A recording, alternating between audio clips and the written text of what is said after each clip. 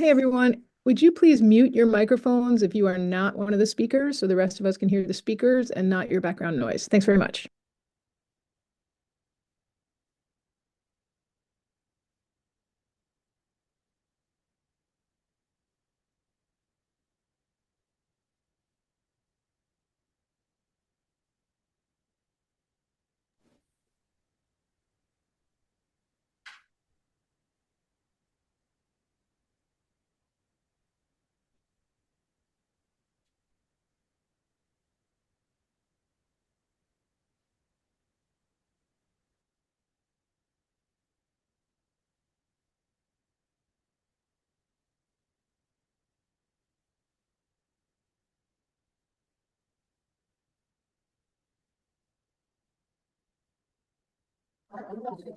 Okay, folks.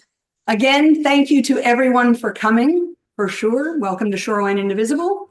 We are an incredibly active group. That's the understatement of the week. We are a progressive group. We are, in all theory, nonpartisan. But we are absolutely about fighting for more perfect union and for civil rights and civil justice. So before Senator Blumenthal walks in that door, I'm going to lay out a couple of ground rules. One, anybody heckles or shouts out anything obnoxious, you're going to be out of here. He's here as our guest.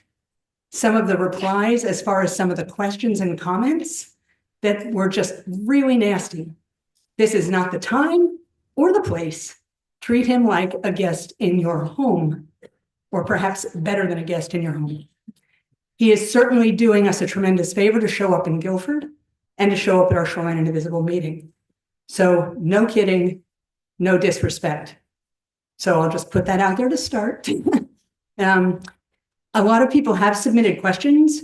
So the way this meeting is going to go is that we're going to start with Senator Blumenthal speaking. And once he's done speaking, I'll be asking some of the questions that were submitted. And then he'll be doing his very favorite retail politics. And he'll be kind of going through the crowd.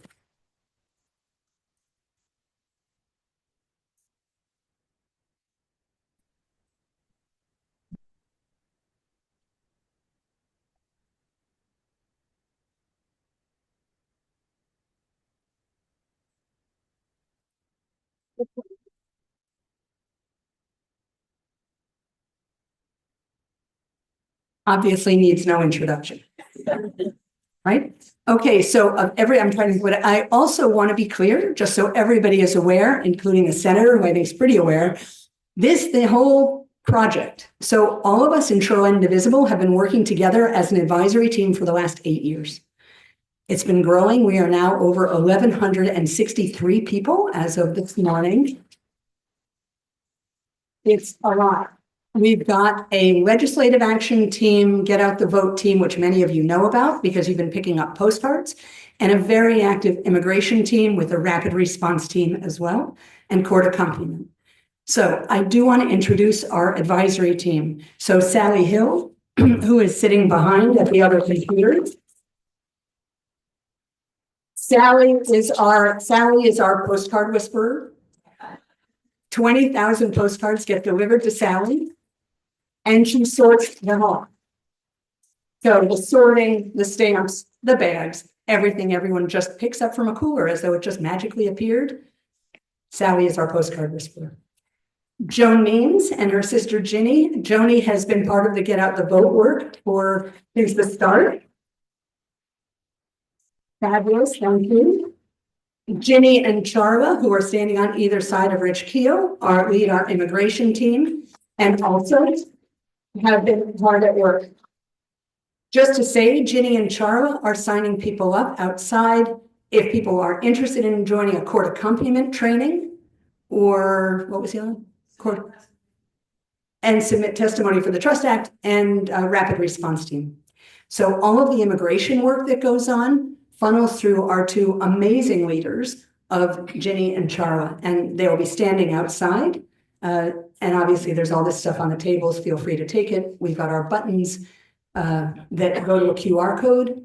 The QR code goes to joinctsi@gmail.com, right? So if you want to share it with people, that's great. Our postcard whisperer also is our joint CTSI whisperer, just saying. But there are brochures out there, there are bookmarks. Just take whatever you find on the tables. We're happy to have it and happy to share it. So thank you all. And with all of that, I will leave it to the Senator.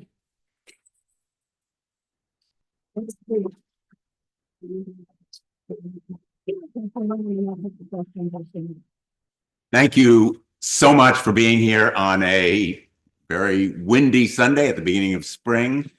And I kind of feel the energy in this room. And I'm here first and foremost to say thank you. Thank you to all of you for being active, for all you've done, for all of us in this delegation. I think I speak for Chris as well as Rosa and all of us in saying you have been so steadfast and so supportive.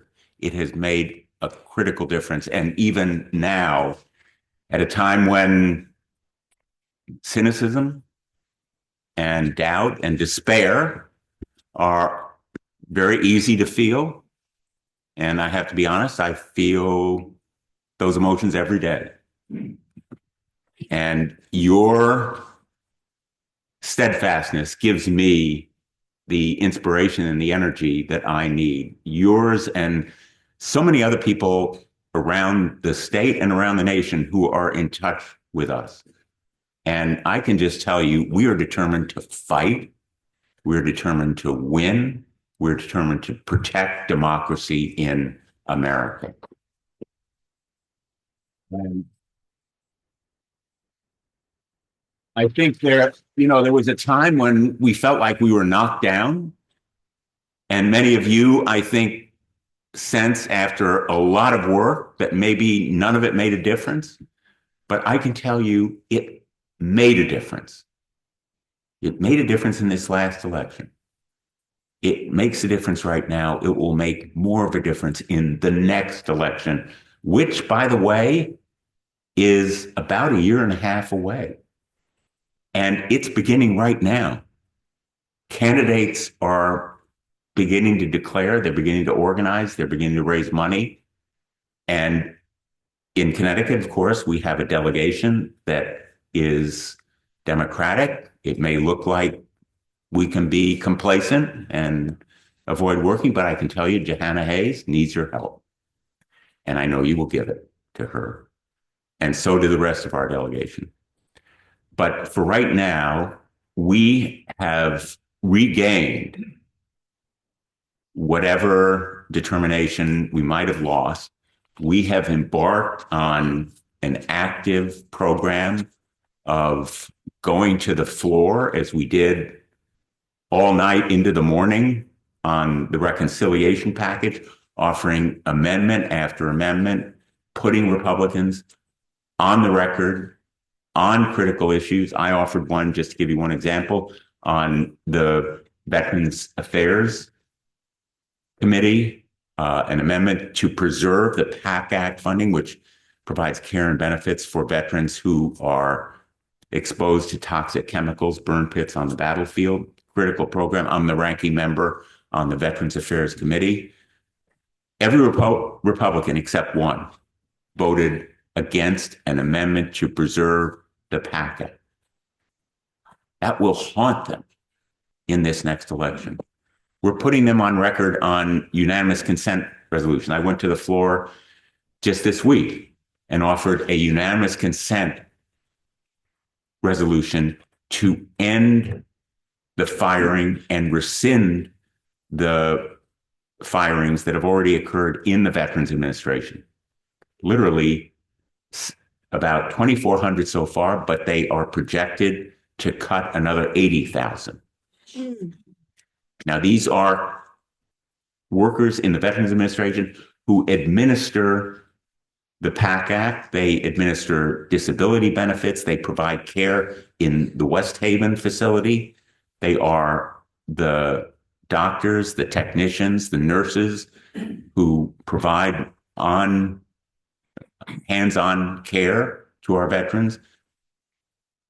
Republicans blocked that resolution on the floor of the Senate when I offered it. I offered an amendment a resolution as well on Ukraine. Continue our support for Ukraine. Again, Republicans blocked it. I have been a staunch supporter of Ukraine. I've been there 6 times. I met with Zelensky on the morning that that Oval Office meeting occurred. Zelensky was upbeat, positive, ready to sign the minerals agreement. I happen to differ with that agreement in making Ukraine pay. I think it's exploitive. It's the kind of extortion that we see in the mob. But Zelensky was willing to do it, and then they ambushed him. So this resolution, I offered it on the floor of the Senate, blocked by the chairman of the Armed Services Committee, Roger Wicker. On record, we are putting them on record. We're also taking time, frankly. We're slowing down all of these nominations, not for the sake of delay, but because they are so horrendous. I will continue to vote against every single one of these nominees.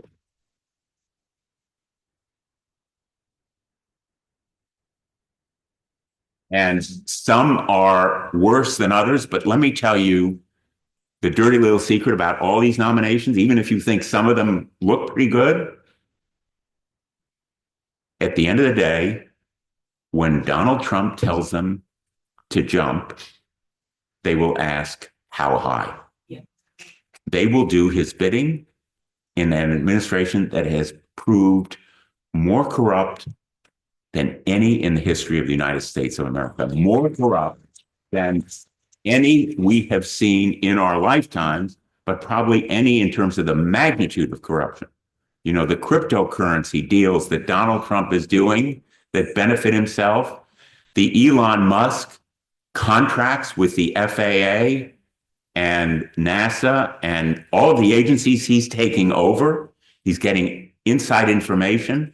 He's getting private confidential information about every one of us, all to the benefit of his corporations, or he can share it with his fellow billionaires. The amount of grifting could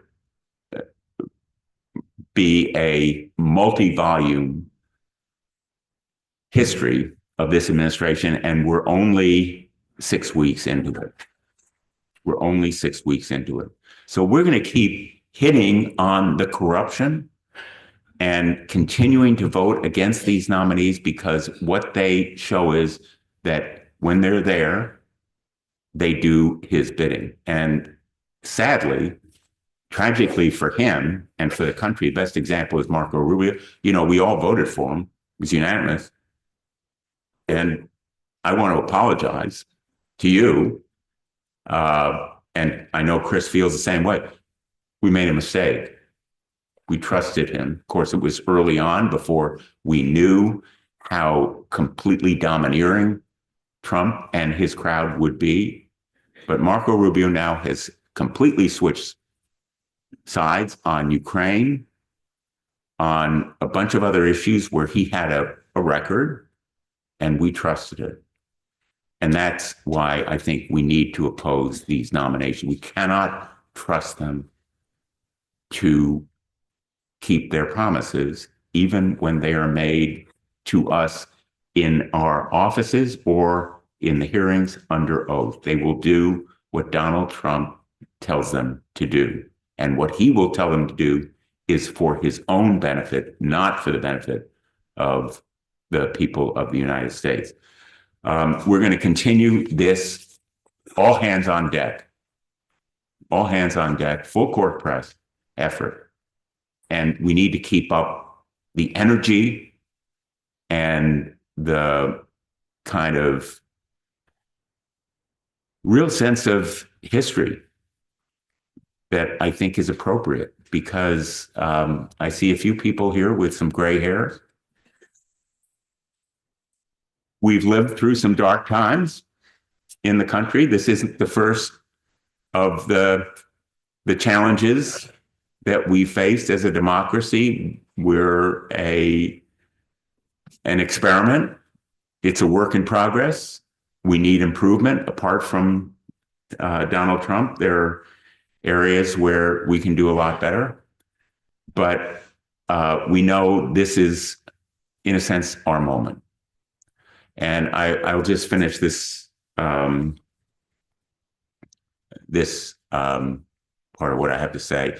I went to D-Day ceremonies in Europe in June of last year. June 6th was the 80th anniversary of the D-Day landing.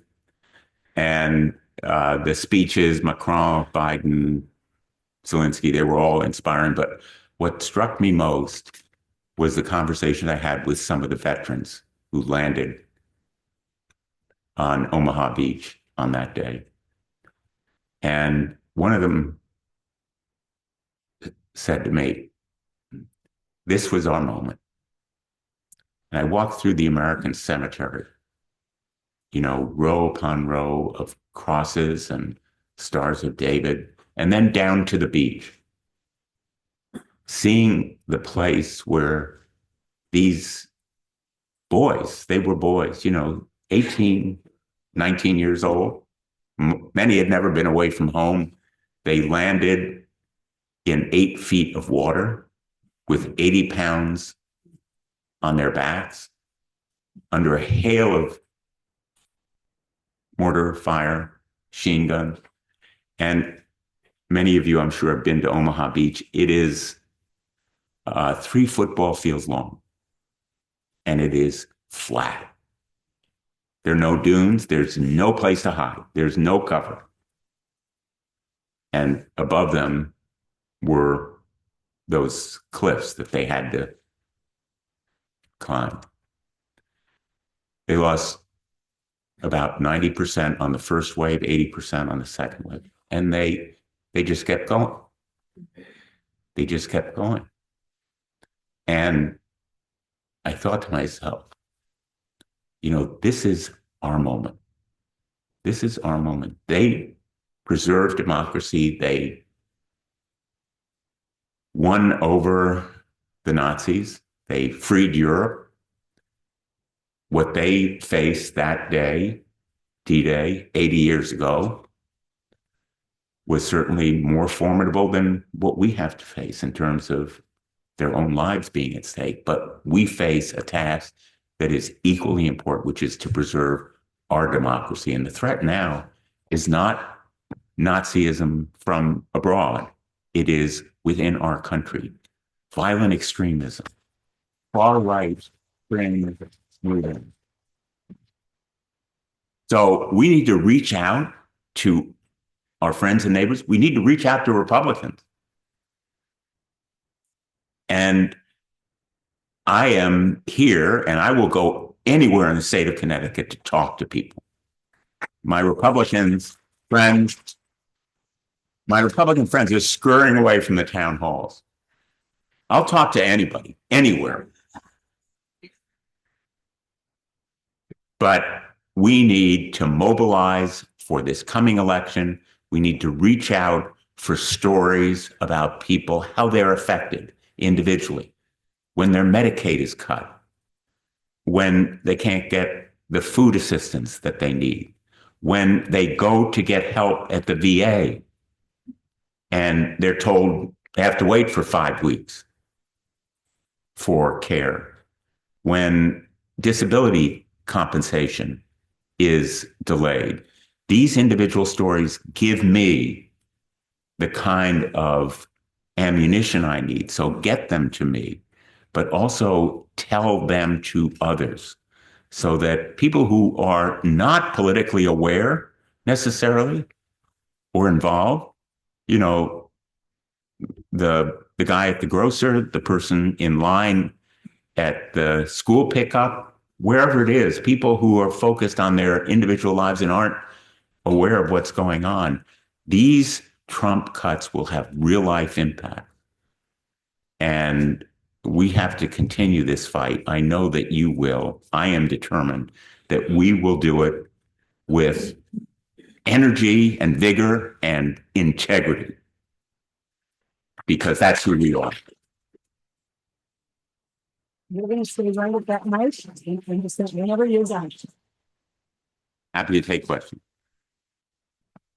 Okay, so is this one working? There it goes. Now it's working. So several people, we had asked that they submit questions from the start. Several people have submitted the questions. I will also ask, some people submitted stories, but not many. So when you go out, you're going to see several emails for Shoreline Indivisible that all come to us. Please submit your stories there. Take your time, write them out, and we will get them all to the senator's office. Okay. First question that seems to be a repeating one is, how did an unelected fellow citizen gain entry into a government building, gain access to confidential information, and not be arrested, at least for trespassing?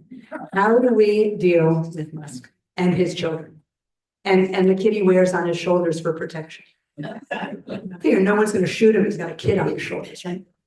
But yes, there's the question. I think one of the questions for our time will be how Elon Musk became vice president. I don't know what office to give him. President. He is in effect functioning as a substitute president without any of the accountability, but also without any of the concerns that ordinarily a president would have. And one of them is following the law. And what he has done in terms of getting information, getting physical access, but the physical access is less important than the computer and the IT access, because that's how he is gleaning all this information and potentially monetizing it for himself or weaponizing it for retribution by the Department of Justice. And one of the reasons I so vehemently oppose Kash Patel is his enemies list. I'm a former prosecutor. Most of my life, I was a law enforcer as United States Attorney for Connecticut, Chief Federal Prosecutor, then as Attorney General for, 20 years. And I know how powerful law enforcers are and what they've done in terms of that access. Physical trespassing, yes. But more important than what he's done physically is the access to information. It's a form of internal spying. We imposed limits on what the FBI can do. It's access, for example, to medical information, DNA information. We've imposed limits on what the CIA can do domestically. And what Musk has done is so profoundly antithetical to civil rights and liberties in this country. It's harder to visualize because it involves access to information, but it is one of the great travesties. And it potentially raises one of the great dangers. Take one example. Ed Martin. I know that name is not a household word. He is the provisional U.S. attorney in the District of Columbia. And put aside the dismissal of charges against Adams, the mayor of New York, what Martin has done is the other side of that coin, which is to go after people. It's one thing to dismiss charges without integrity. It's another thing to bring charges. And what he has done is begin investigating people. And as you know, some of the senior attorneys in the office of the U.S. Attorney for the District of Columbia have resigned as a result, as a matter of conscience. I respect them. I respect the members of the U.S. Attorney's Office in the Southern District of New York, which resigned in the wake of the Adams dismissal. These are professionals who for years have followed the rule of law. And what they're seeing is this abuse of legal power that we warned about happening. So Yes, trespassing, but even more important is the violation of trust by the president, and he should be the one held accountable for Elon Musk. Donald Trump is accountable for Elon Musk.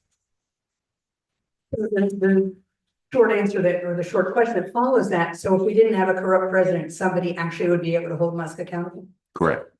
Thanks. Okay, next question. And these are kind of tied together a bit, but Trump has dropped our cybersecurity from and surveillance of Russia. So one question is, how do we reinstate that essential protection of our democracy?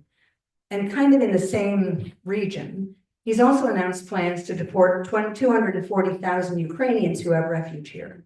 Do we have any role in either of those? And what can we do? And what can we do? About the suspension of. Well, the first one is here. I'll just separate them. The one is dropped our cybersecurity from and surveillance of Russia. How do we reinstate this essential protection of our democracy? I'll go ahead and I'll leave that. This is also hugely important. And I'm going to answer this question without giving away any classified information. But let me just tell you, because this is the way we talk about classified information, what my impression is, having heard it. This country is at grave, serious risk from Russia, from China, from Iran, from North Korea. We are vulnerable in terms of espionage, cyber spying. Our security has huge gaps. And you've seen some of it publicly. The revelations about how Russia has gotten into some of the cyber dealing with our utility system. But to suspend intelligence gathering on Russia is the height of irresponsibility. It is totally reprehensible.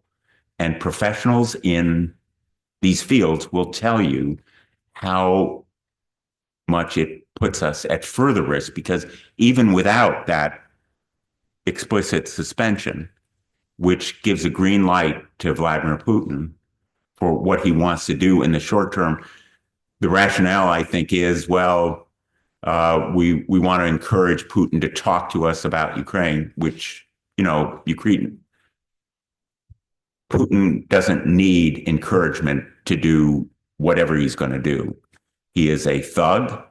He's launched a murderous, brutal assault on Ukraine. He will invade again unless we provide security for Ukraine. But we are putting our security at deep and desperate risk by this action. And, on this kind of issue, it's illustrative, I think, of what we need to do in a larger sense. We need to reach out to people who ordinarily wouldn't express themselves. Again, coming back to veterans, the veterans service organizations, Veterans of Foreign Wars, American Legion, they have a lot of members who are real patriots. They're dedicated to veterans causes. I work with them as the ranking member on the Veterans Affairs Committee. I've been very active on these issues, helped to pass the PAC Act on suicide prevention. They do tremendous good. They need to be enlisted in this cause. I've talked to them personally. VFW issued a very powerful statement in the wake of those firings on an issue like cyber. Again, reaching out to people who ordinarily wouldn't be involved in the political process because they should sound the alarm. It's got to be a full court press, a mobilization, information spreading, awareness raising, and our Republican colleagues, they need to feel the heat on an issue like this one, which is national security.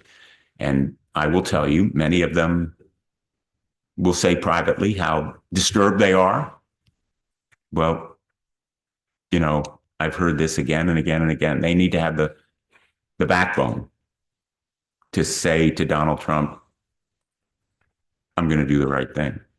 and they need to be encouraged to do the right thing against the millions of dollars that Elon Musk says he can throw into a primary against them. That's their fear. But again, the more you can reach out to them, as we're trying to do, mobilizing Republicans or people who used to be Republicans, it's become the cult of Donald Trump at this point. But on this kind of issue, tremendously important. Thanks. One huge issue is what can, and this is a what can you do, but it's probably more global a question than that. What can be done to stop the proposed $5 trillion tax cut for the rich funded on the backs of Social Security, Medicaid, education, and so many federal workers? You know, I don't need to tell anyone in this room, the agenda is to starve and strangle and suffocate government programs fiscally to raise revenue for that billionaire tax cut. Just to continue the tax cuts that exist right now, they need billions, in fact, trillions of dollars that they will try to get from Medicaid and other programs that are essential to everyday American. And what we can do is, 60 votes is still necessary in the United States Senate, and we need to make sure we have all our Democrats on these issues. Now, we've already blocked a couple of measures you may have seen, or perhaps not, because they didn't get all that much attention, but the legislation on preventing trans girls from competing, the mandate that they wanted to pass, we blocked. The so-called Born Alive bill, anti-abortion bill, we blocked. It won't happen on reconciliation, as it's called, because it will be done by a simple majority under the crazy arcane rules that we have. They will try to pass, and I want to mention it because you may have heard about the proposal for a 6-month continuing resolution. The House leadership yesterday announced that they would put on the floor this week, probably Tuesday, a 6-month continuing resolution that would, in effect, give Trump vast discretion, create a slush fund for him over these next 6 months, so he could decide with a lot of power as to where the spending goes. We will oppose it. I'm hoping Republicans will oppose it because it takes power away from Congress. And that is an example of how we can stop some of the abuses. We will instead, we'll support a 30-day extension, which will give the Appropriations Committee time to do a budget. They're close to agreeing on a top line. Listen to Rosa DeLauro on this issue. She's the top-ranking Democrat, the ranking Democrat on the Appropriations Committee. She's been such a great leader. And I'm hoping that Democrats and some of the Republicans in the House will block it. And if not, that we will succeed in the Senate. Thanks. This one, since you touched on the transgender question, which I know people have very powerful and mixed feelings about. But here's the story is my young queer family members and their friends are extremely worried about censorship of queer content or even existence online. For many queer youth, social media is actually their safe space. So here's the question. Given that Republicans are already abusing their power to silence LGBTQ+ and particularly trans voices, and that Republican members of Congress have explicitly said they would use the Kids Online Safety Act to do the same, will you continue to support that legislation? And what measures might you take to ensure to queer folk that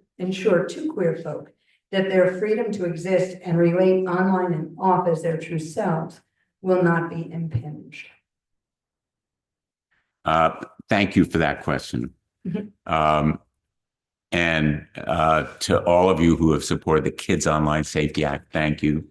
And I want to deal very explicitly with the censorship question that is raised by that question. For 3-4 years, I have championed a measure called the Kids Online Safety Act. I think everybody in this room has seen the toxic content, bullying, eating disorders, self-harm, even suicide that social media often drives at children.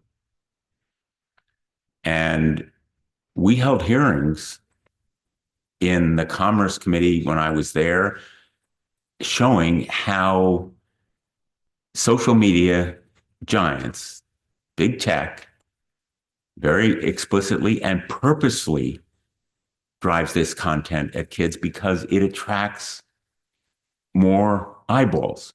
More eyeballs for longer periods of time means more advertising revenue and more dollars for the big tech company. It's a business model. It's not by accident.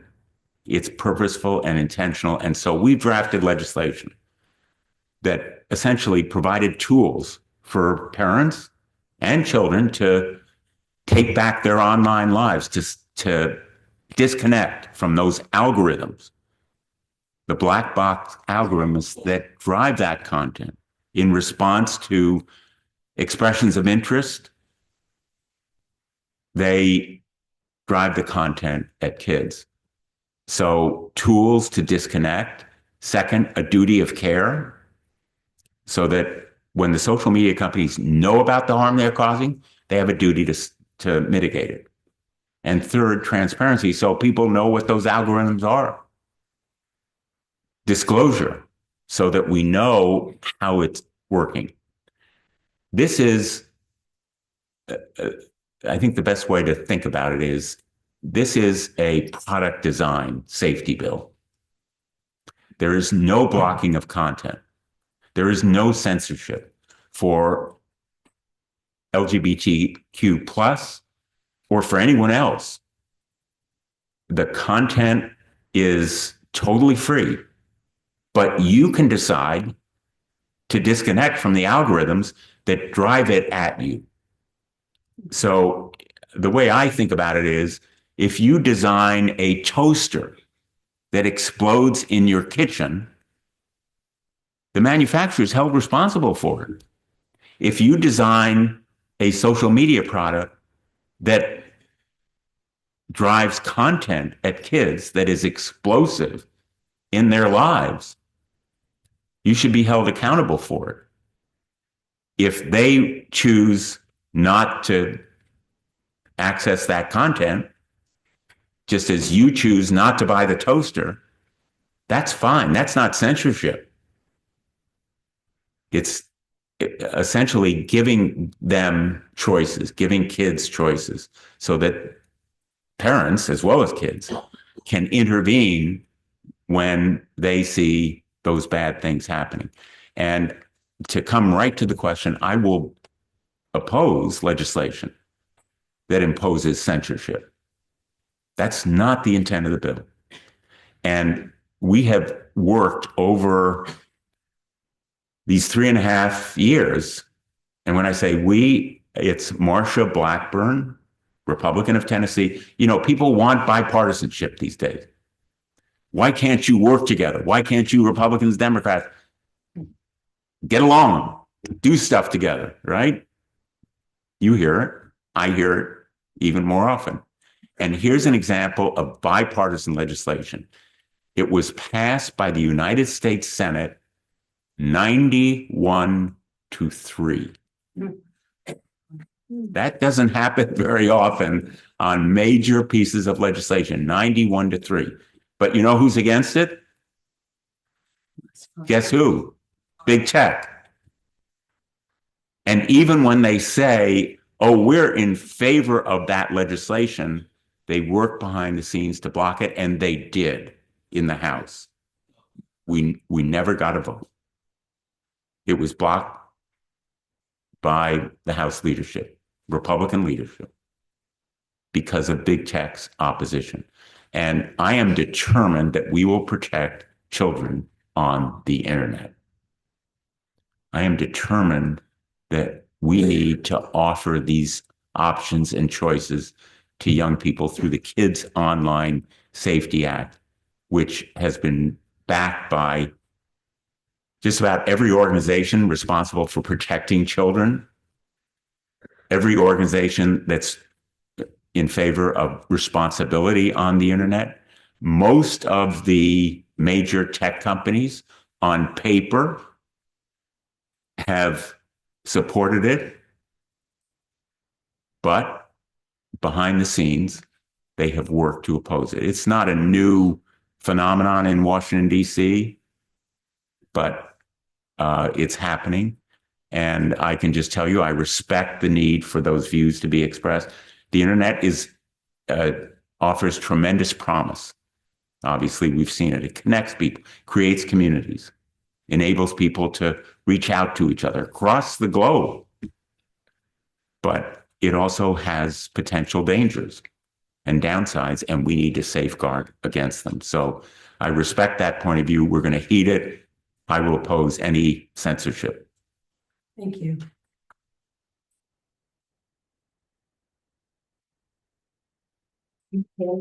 I apologize for being so long-winded. You know, before I got to the Senate, I wasn't this way, but I appreciate it. It gives me time to read through the questions. Okay, so one topic that is near and dear to all of our hearts are women's rights and bodily autonomy. So the question is framed like this. How are the Dems going to support women's rights when yesterday Marty McCary, the Hopkins MD in the FDA confirmation hearings, said he is going to review dispensing abortion pills? So this whole issue about mailing abortion pills, can they be mailed? Who can be held accountable? Could you just address the topic? And also, I mean, I get it, the senator, we're in the minority. This is the, elections have consequences section. But how do you think about that?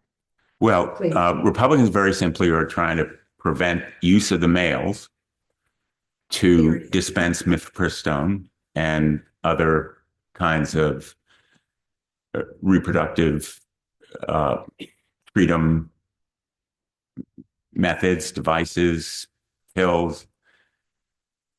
I think, first of all, we ought to be very proud of Connecticut, because Connecticut has been in the forefront. Years ago, when I was in the state Senate, I championed the codification of Roe v. Wade. Connecticut became the first state to do it. Others have followed. Connecticut has more recently adopted protection for doctors who provide abortion services to women who come from other states here or in those other states. When I was I first got elected to the United States Senate, and I wrote a bill called the Women's Health Protection Act, basically to do it nationally what we've done here in Connecticut. And at the time, people said to me, we've got Roe v. Wade. We don't need to worry. Yeah. And frankly, it was unimaginable that nationally Roe would be reversed. And I said, we need to stop the state laws that were proliferating in Texas and Alabama and in 13, 15 states across the country that impeded access. You remember those limitations on the width of hallways and doctors admitting, which now seem kind of almost quaint in light of the threat that we face. The Women's Health Protection Act will be reintroduced in this Congress. I will reintroduce it again in this Congress. And we have to stop any restriction on the dispensing of the medication that can be used, which now is used more often, in fact, than any other technique of abortion or reproductive freedom, because it is easily and safely used.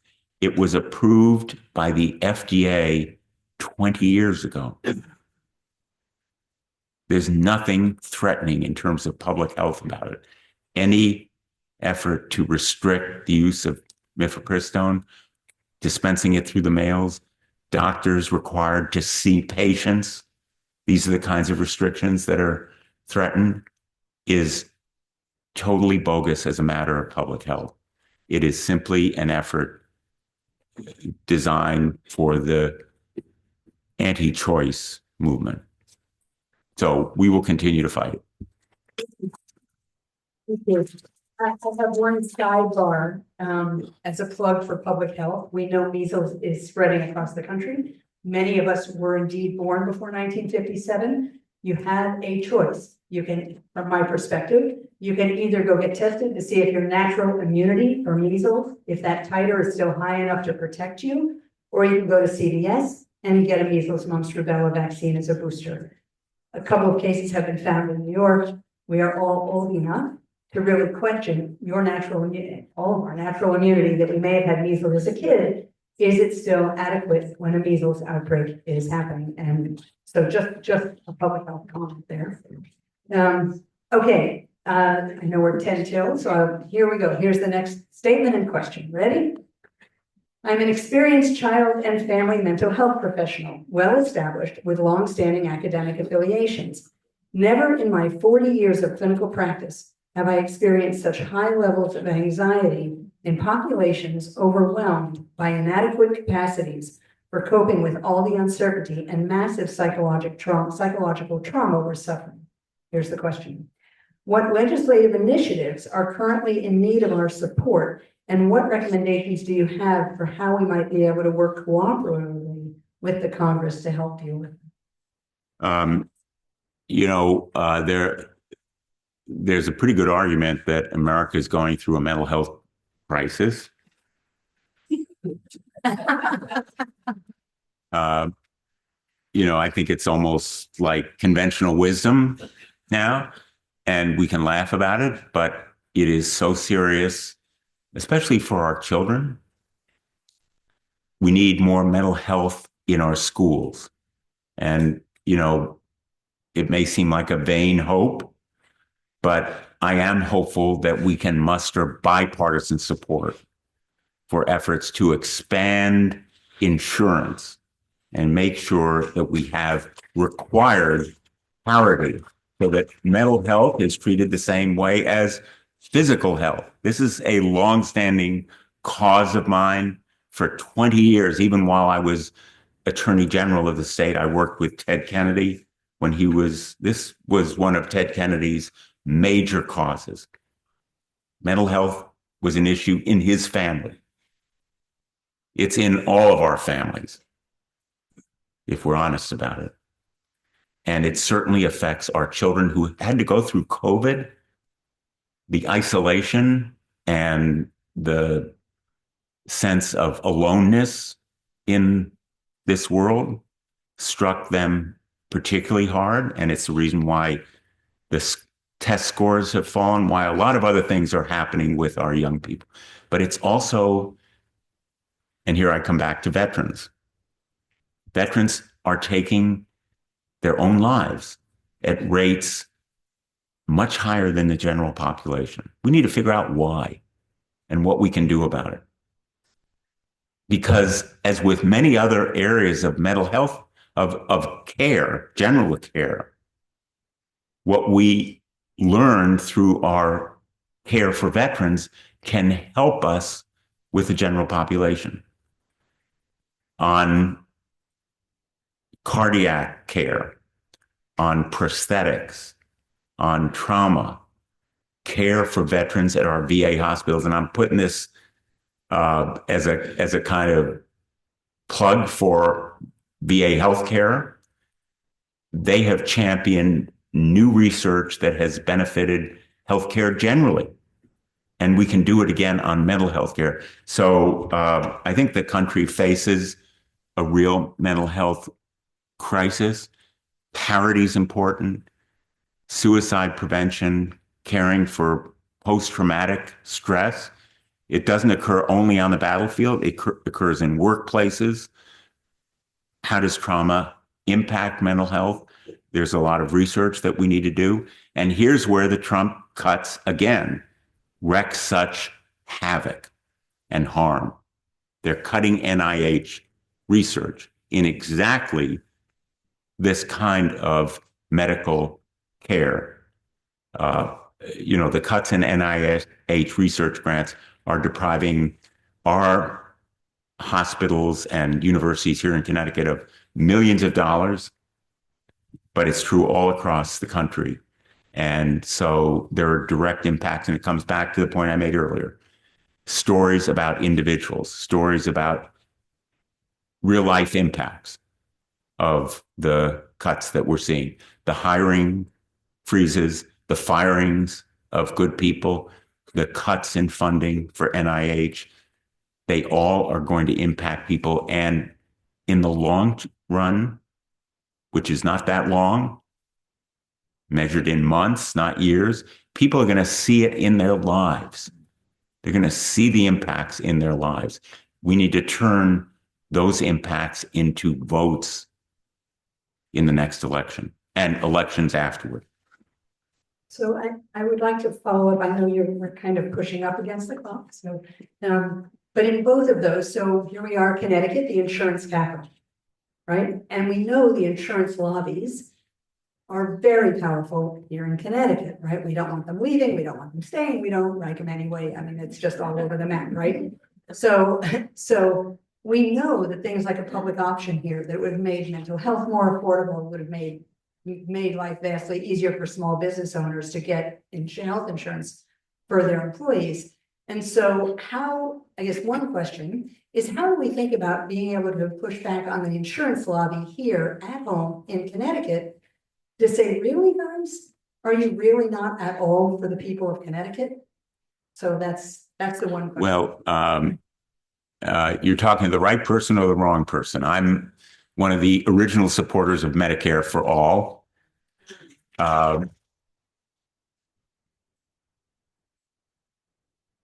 One of Bernie Sanders' partners in that effort. I think, by the way, on the insurance industry, when I first became Attorney General, we did some multi-state lawsuits against the insurance companies. So, states were joining Connecticut in suing the insurance companies. And at a meeting, one of my colleagues from another state said to me, wait a minute, Blumenthal, you're suing the insurance companies? Isn't Hartford the insurance capital of the world? And I said, yeah, but they ought to be doing better. They have to comply with the law. We need to make sure that they are complying with the law. I'm not dismissive of the economic impact of insurance in the state of Connecticut. We need to be mindful of employees. But the fact is that insurance companies have denied people coverage for pre-existing conditions, which the ACA stopped them from doing. They have resisted the parity efforts so that mental health is treated in the same way as physical health. I think that they're vulnerable now financially, but we need to support legislation that will expand the reach of insurance. And, I come back to this point because I think it's going to be under threat again. I was on the floor of the United States Senate when John McCain, remember that classic? We're going to be in that fight again. We're going to need your help and support. There is no one like John McCain right now in the United States Senate. John McCain became a close friend of mine. I traveled with him to Afghanistan, to Israel, to Jordan, all over the Middle East, to Libya, right after the revolution. We became good friends, and I miss him because he was the kind of conscience that we need right now on insurance, on healthcare, so many other issues. And again, I'm trying to enlarge this a little bit. We need to hold Republicans accountable. They have the majorities. They have the majorities in the House, in the Senate. They have the White House. They have the Supreme Court. We haven't talked about corruption on the Supreme Court. And the need, let me just add one more point here while I have the podium. You know, I was a law clerk on the United States Supreme Court to Justice Harry Blackmun. And if you had said to me that we would see this kind of corruption on the court, the conflicts of interest, I would have said unimaginable. And so now I'm in favor of some kind of term limits for Supreme Court judges. You know, you need turnover. Call it a 6-year term, a 16-year term. They're appointed for life right now. The process has been so thoroughly politicized. The court consists of politicians in robes. It's losing the trust and credibility of the American people. We need reform. Pardon me? All right, we are on yours. Could everyone please give a thank you to the center? We are just on the one topic here. Thank you. Thank you. So appreciate. Thank you. Don't watch the cord, don't go down here. Thank you. Thank you all. I will be back. Thank you. Let's keep up the fight. Thank you to everybody out there in Zoom land. Thank you to every single one of you for being here today and for your continuing to fight. Okay. Thank you.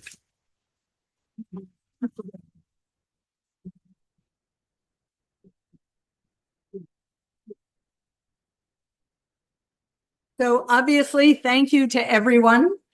I do want to say when I did the shout out, when I did the earlier shout out to the advisory, I left our silent partner out of it. My husband, Larry, our treasurer, is upstairs managing the Zoom room from upstairs. There are people all around the state who had Zoom watch parties for this. So we had over 110 people on the Zoom, over a couple hundred people here. This is just great. So again, thank you to everyone. Thank you.